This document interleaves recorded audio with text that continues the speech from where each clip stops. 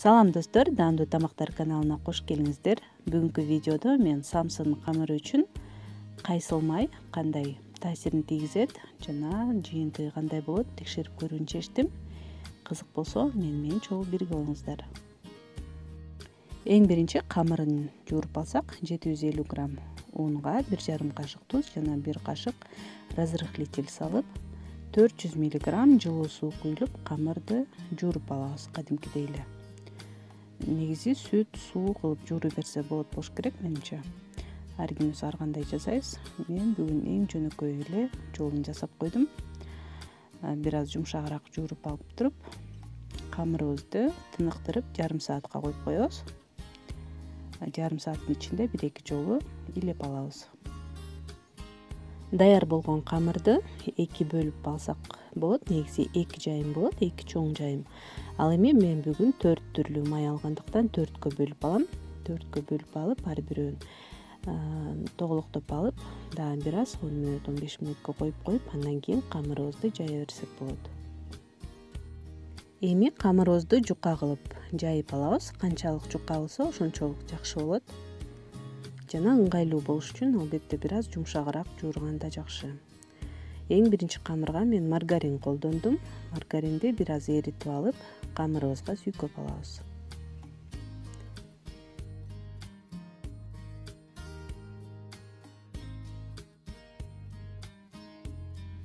Майды тегиз сүйкөп алгандан кийин камырды ороп, эми муздаткычка жарым саат, 1 саатка салып койсок жакшы, майы сиңет.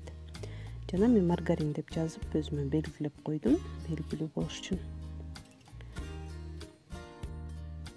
Ал эми экинчи камырга сары майды колдондум. Сары майды да эритип алып, сүйкөп алабыз. Айта кетчү нерсе, сары майдын сапаты канчалык жакшы жана таза сары май болсо, ошончолук самсыларыбыз даамдуу болот. Үчүнчү камырга ак майды колдондум. Кадимки эле сливочный май. Бир аз эритип алып, камырыбызга сүйкөп, ороп, муздаткычка салып коебуз. Ал эми акыркы камырга биринчи жолу суу майды колдонуп көрөйүн деп чечтим. Кандай болот экен? Суу майга көбүрөөк убакыт керек экен, май камырга сиңиш үчүн. Ошондуктан алдын ала жасаш керек экен. Жарым саат, 1 саат аздык кылат экен. Суу майды да сүйкөп, муздаткычка салып койдум. Май камырга сиңип, камыр бир аз муздагандан кийин эми самсынын өлчөмүнө жараша кесип алабыз.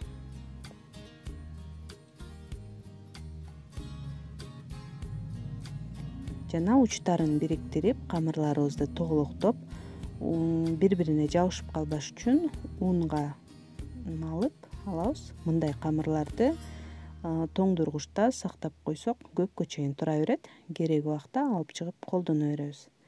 Ал эми мен азыр салфан баштыкка салып, дагы бир аз муздаткычка коюп коем. Андан кийин камырыбызды жайып, самсыларыбызды түйө берсек болот. Ал эми фаршка мен бүгүн 500 грамм майлуу уйдун этин алдым, 300 грамм пияз жана 2 байлам жүз айды майда туурап алдым.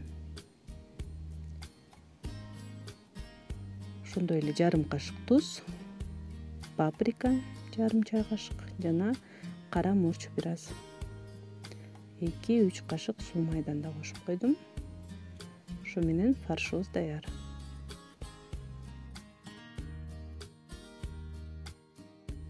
Эми самсыларды түйгөнчө өзүмдүн ой пикирим менен бөлүшө берсем.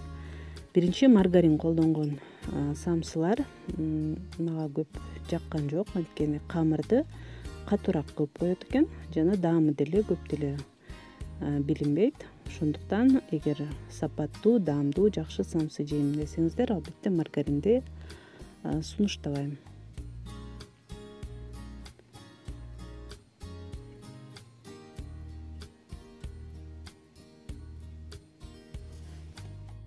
Кийинки самсылар бул сары май колдонгон камырдан болду. Мага аябай эң жаккан ушулар болду, анткени аябай майлуу, даамдуу жана ар бир катмары өзүнчө болуп, абдан даамдуу болду.